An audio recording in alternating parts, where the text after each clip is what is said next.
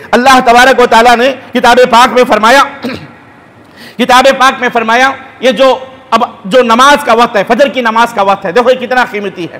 فجر کی نماز کا جو وقت ہے یہ کتنا قیمتی عمل ہے، نماز فجر۔ اللہ تبارک و تعالیٰ سورہ اسراء کے اندر فرماتا ہے وَقُرْآنَ الْفَجْرِ وَقُرْآنَ الْفَجْرِ إِنَّ قُرْآنَ الْفَجْرِ كَانَ مَشْهُودًا۔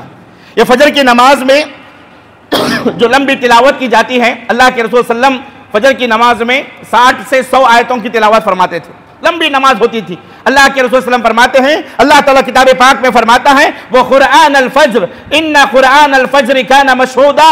یہ جو قرآن فجر کی نماز جو ہوتی ہے، فجر کی جو جماعت ہوتی ہے اور اس میں جو لمبی قرات ہوتی ہے، اللہ کے نبی فرماتے ہیں اس وقت میں اللہ تبارک و تعالیٰ کے مقرب فرشتے حاضر ہوتے ہیں۔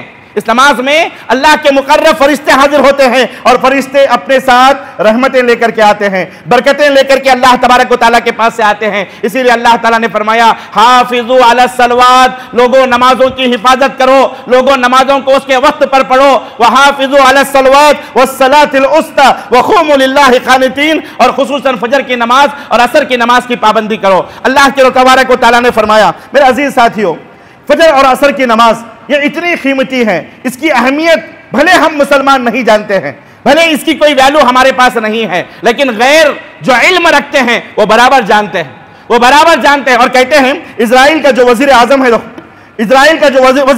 ہے وہ کہتا ہے مسلمانوں سے تمہیں ڈرنے کی ضرورت نہیں ہے۔ کیا کہتا ہے؟ مسلمانوں سے تمہیں ڈرنے کی ضرورت نہیں ہے، بھلے مسلمانوں کے پاس کتنا بھی پیسہ آ جائے، بھلے مسلمانوں کے پاس کتنی بھی دولت آ جائے، بھلے مسلمانوں کے پاس بڑے بڑے پیٹرول کے کنویں کھل جائے یا پھر سونے چاندی کے پہاڑی میں مل جائے، تمہیں ڈرنے کی ضرورت نہیں ہے۔ یہ تمہارا کچھ بھی نہیں بگاڑ سکتے، اس کے بعد کیا کہتا ہے؟ جب تک مسلمان فجر کی نماز کے پابند نہیں ہو جاتے، جب تک مسلمان جمعہ جیسی فجر نہیں پڑھتے، تمہیں ڈرنے کی ضرورت نہیں ہے۔ کیا کہتا ہے؟ غیر کہہ رہے ہیں، انہیں معلوم ہے کہ اہمیت کیا ہے فجر کی۔ اگر یہ مسلمان فجر کی نماز کا پابند ہو جائے، پھر دنیا کا کوئی میکا لال، دنیا کی کوئی طاقت انہیں ہرا نہیں سکتی، لیکن کیا کہتا ہے؟